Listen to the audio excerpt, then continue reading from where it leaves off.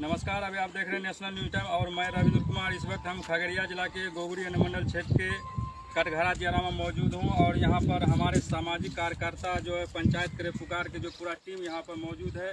इसके द्वारा कटघरा भुरिया आश्रम का जो बाढ़ प्रभावित क्षेत्र है सभी वार्ड में जाके इसके द्वारा सर्वे किया गया कि किस तरह से कौन कौन गाँव कौन कौन घर प्रभावित हुआ है, उनके समस्या को जाने।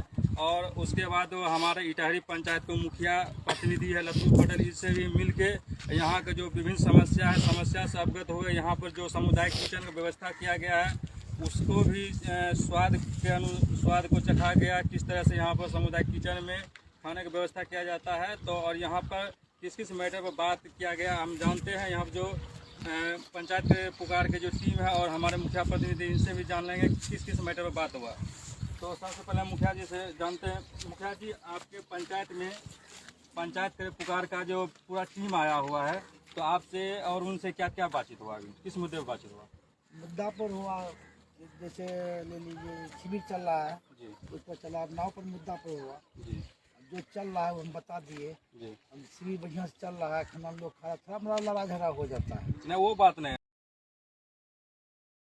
विशेष मुख्य मुद्दा क्या रहा आपका?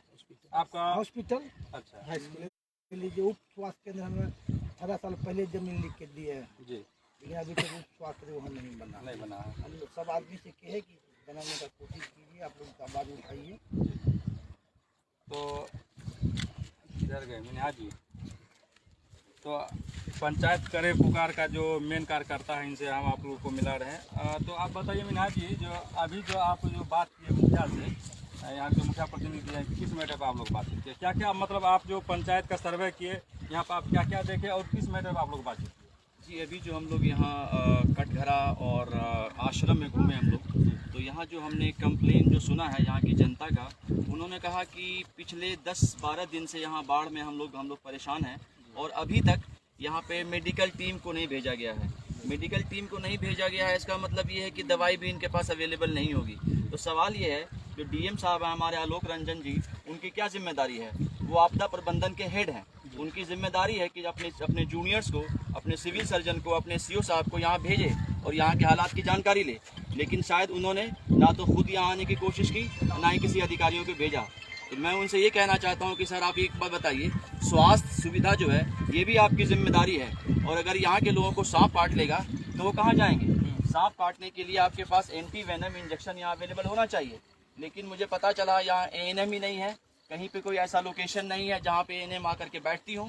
तो मैं उनसे मांग करता हूँ कि तीनों क्षेत्र में, कटघरा में, आश्रम में और भुरिया में, तीनों अलग अलग लोकेशन में 3 अलग अलग एएनएम को डिप्यूट किया जाए और वो टैबलेट के साथ साथ मलहम भी दिया जाए, क्योंकि ऐसे समय में दांत खाज खुजली की बीमारी होती है, पैर की उंगलियों में भी पकवा की बीमारी हो जाती है। तो ऑइंटमेंट मलहम सही मात्रा में भेजें। ऐसा ना हो कि आएँ और आने के बाद वो बोलती हैं, एएनएम बोलती हैं कि मलहम ख़त्म हो गया है। ये यहाँ नहीं होना चाहिए, क्योंकि बोरना पंचायत में बिल्कुल यही हुआ था। तो मैं जो डॉक्टर चंद्र प्रकाश हैं, जो गोगरी रेफरल हॉस्पिटल के प्रभारी हैं, मैं उनसे कहना चाहता हूँ कि मलहम सही मात्रा में यहाँ भेजें। उसके अलावा सर एक और बहुत बड़ा मुद्दा यहाँ पे ये है कि 18 साल पहले जो मुखिया जी हैं हमारे लतू पटेल जी, जो मुखिया जी हैं, उन्होंने बताया कि 18 साल पहले, लगभग 18 साल पहले उप स्वास्थ्य केंद्र के लिए, स्वास्थ्य उप केंद्र के लिए ज़मीन मुहैया करा दी गई है। तो सवाल ये है कि जब 18 साल हो चुके हैं ज़मीन मुहैया कराए हुए, तो अभी तक यहाँ पे स्वास्थ्य उप केंद्र का निर्माण क्यों नहीं हुआ है? और अब मुझे लगता है कि शायद एएनएम जो है वो यहाँ आती नहीं होंगी, लेकिन वो सैलरी ले रही होंगी। और एएनएम नहीं, इसके अलावा और भी कई सारे चिकित्सक होंगे जिनकी यहाँ ड्यूटी होगी, लेकिन सैलरी वो ले रहे हैं, लेकिन हमारा काम वो नहीं कर रहे हैं। तो सवाल ये है, सैलरी किस बात की? जब आप काम नहीं कर रहे हैं तो फिर हमारे टैक्स के पैसे की सैलरी क्यों ले रहे हैं? जब हम हर चीज़ से टैक्स देते हैं, हम साबुन खरीदते हैं तब टैक्स देते हैं, हम जो है शर्ट खरीदते हैं, पैंट खरीदते हैं, कॉपी कलम खरीदते हैं तब टैक्स देते हैं, लेकिन आज मेरे टैक्स का पैसा कहाँ गया? मुझे दवाई भी नहीं मिली, तो मेरे टैक्स का पैसा किसने खाया? तो सवाल ये है कि, और उसके अलावा और भी मुद्दे हैं सर, जैसे कि नाव। ये इतना बड़ा क्षेत्र है कि यहाँ पे छोटा नाव चलेगा भी नहीं, क्योंकि कई किलोमीटर का एरिया में फैला हुआ है। तो यहाँ मोटर चालित नाव होना चाहिए, यहाँ वो वाला नाव नहीं चलेगा। तो मैं एनडीआरएफ जी, और जो एनडीआरएफ, मैं सर्कल ऑफिसर से डिमांड करता हूँ कि सर यहाँ की आबादी बहुत ज़्यादा है और ये एरिया बहुत बड़ा है। उस आबादी और एरिया के क्षेत्र के हिसाब से आप यहाँ NDRF और SDRF टीम को यहाँ भेजिए और साथ में कुछ गोताखोर भी भेजिए, क्योंकि कई गाँव में ऐसी घटना घट चुकी है कि नाव जो है, नाव पे कई बार ओवरलोडिंग हो जाता है, क्योंकि नाव की कमी की वजह से ओवरलोडिंग हो गया बोरना पंचायत में भी, जिस वजह से वहाँ नाव पलट गई। तो हम लोग पंचायत करे पुकार की टीम ये नहीं चाहती है कि कटघरा में, ये इटहरी पंचायत में भी ऐसी घटना घटे। इस घटना को घटने से पहले यहाँ NDRF की टीम और SDRF की टीम भेजा जाए और गोताखोर भी भेजा जाए। आपके टीम में सर कितने आदमी हैं और उसका सर इंट्रो करवा दीजिए। अभी हमारे टीम में हमारे सचिव जी हैं, जहीर आलम जी। तो अभी जहीर आलम जी अपनी समस्या को यहाँ पंचायत करे पुकार के सचिव। मैं अभी सुबह से इटहरी पंचायत के कटघरा दियारा नहीं सारे एरिया का जो है निरीक्षण कर रहा हूँ, और हर जगह बाढ़ प्रभावित एरिया में प्रशासन की तरफ से बहुत सारी कमियां मिली हैं, जैसे कि नाव नहीं आया है, स्वास्थ्य कर्मी नहीं आए हैं, पॉलीथीन वगैरह भी नहीं दिया गया है। मुखिया जी से भी मिला गया तो वहाँ से भी पता लगा कि प्रशासन की तरफ से बहुत सारी लापरवाही है। मैं प्रशासन से आग्रह करता हूँ कि जल्द से जल्द सारी सुविधा को मुहैया कराई जाए। चलिए, और सर दूसरा जी, और हमारे बीच हमारे रुपेश क्रांतिकारी हैं, जो कि पंचायत करे पुकार के अध्यक्ष हैं। रुपेश जी बताएं, आप क्या क्या देखा? मैं रुपेश क्रांतिकारी अध्यक्ष पंचायत करे पुकार। अभी हम लोग गोगरी प्रखंड अंतर्गत इटहरी पंचायत कटघरा बुढ़िया आश्रम में हैं। अभी हमारी सभी टीम यहाँ विजिट करने पहुँचे हैं। तो जब हम लोग वहाँ से चले तो लगभग हम लोग 5 किलोमीटर नाव से, मोटर चलित नाव से हम लोग यहाँ आए हैं। अभी हम कटघरा दिरा में हैं और यहाँ जो हमने बाढ़ का स्थिति देखा, चारों तरफ यहाँ लगभग, यहाँ पर मुख्य रूप से समस्या आप क्या देख रहे हैं? यहाँ जो मुख्य रूप से है, बाढ़ से जो त्राहिमाम चारों तरफी बना हुआ है, तो यहाँ जो सरकार के द्वारा बाढ़ पीड़ितों को सहायता मुहैया करवाया जाना चाहिए था, इसमें कि मेडिकल टीम होनी चाहिए, NM होनी चाहिए, बच्चे के लिए दूध होनी चाहिए, उसके बाद एक कम्युनिटी किचन जो चल रहा है तो उसमें क्या होता है कि उसका कंट्रोलर नहीं है, वो होनी चाहिए। और यहाँ नाव नहीं है। उसके बाद पॉलीथीन सीट के लिए बहुत लोगों को मिला है, बहुत लोग अभी भी वंचित रह गए पॉलीथीन सीट से।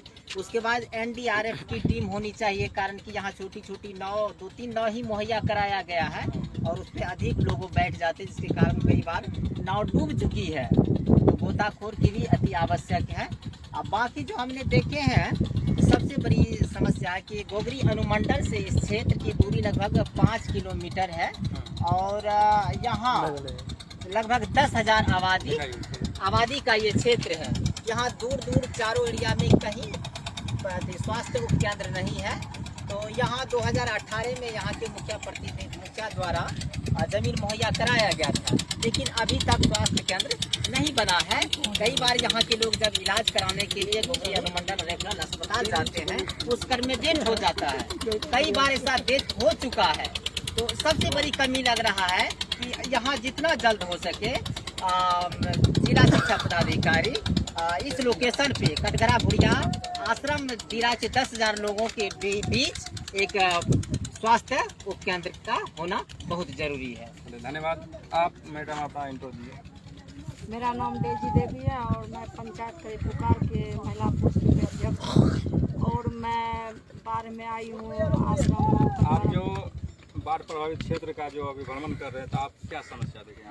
यहाँ पे समस्या देखे कि यहाँ पे महिला नहीं है, ये मेन महिला, क्योंकि अगर महिला को कुछ हो जाए तो उसका देखभाल कौन करेगा? नहीं दवाई यहाँ पर है महिला के लिए, और नहीं तो यहाँ पे आशा की लगी है कि महिला से प्रॉब्लम हो जाए उसे कौन ले जाएगा, कैसे सुविधा उसको देगा। और उसके बाद खाना पीना तो सही रहा, लेकिन मुखिया जी के द्वारा कहा गया कि एगो स्वास्थ्य केंद्र होना चाहिए जरूरी, क्योंकि टीकाकरण का भी अभी जो आप मुखिया से बातचीत किए, यहाँ मुखिया प्रतिनिधि से आप लोग बात कर रहे थे, किस बारे में बात कर रहे थे कि यहाँ पर एक मंदिर नहीं है, यहाँ पे मतलब कोई मेडिकल का डॉक्टर नहीं है या कोई दीदी नहीं है, यहाँ पे कोई नर्स नहीं है देखभाल के लिए। और उसके बाद यहाँ पर स्वास्थ्य केंद्र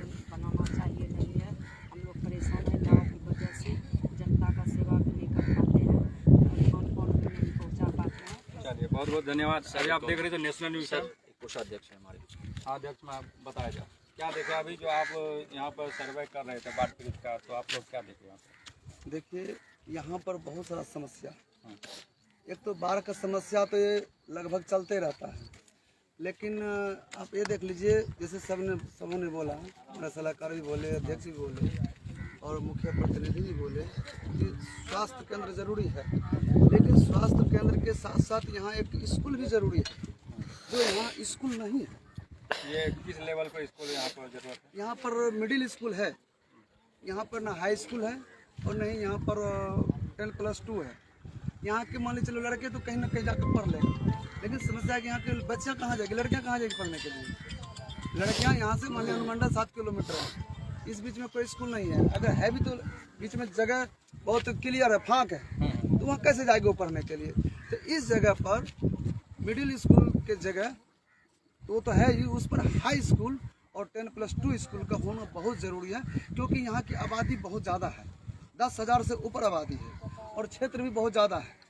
तो आप नेशनल न्यूज़ टाइम के जितने भी दर्शक हैं, आप अपना मैसेज दे सकते हैं कि मतलब इस पर क्या पहल होना चाहिए। यहाँ के विभागीय अधिकारी है, चाहे यहाँ की जो सरकार है, आप लोग मैसेज दे सकते हैं। जी जी, मैं सरकार से आग्रह करता हूँ कि जल्द से जल्द यहाँ पर एक मिडिल स्कूल और 10+2 स्कूल और हाई स्कूल, मिडिल स्कूल तो है ही, हाई स्कूल और दूसरा स्वास्थ्य केंद्र के लिए जो जगह दिया गया है आज से 18 साल पहले, उस पर काम होना चाहिए। क्योंकि ये बड़ी शर्म की बात है कि जो जगह की 18 साल पहले मुआयना किया गया है और मुआयना करके राज्यपाल के नाम से जगह लिखवा के छोड़ दिया गया है, मतलब क्या उसको भूल गया है। और हमको लग रहा है इस समय में किसका सरकार होगा, सरकार ने ध्यान नहीं दिया, इस पर लिखवा के छोड़ दिया गया है। इसका क्या मतलब है, इसका संदेश वहाँ तक पहुँच नहीं पाया, या तो जो विभाग है वहाँ तक ये जगह जो है मुआयना करके वहाँ नहीं गया है कि वहाँ जगह क्लियर हो गया है। इसलिए मैं सरकार से भी आग्रह करता हूँ कि यहाँ पर एक हाई स्कूल, 10+2 स्कूल और उप स्वास्थ्य केंद्र की अति आवश्यक है।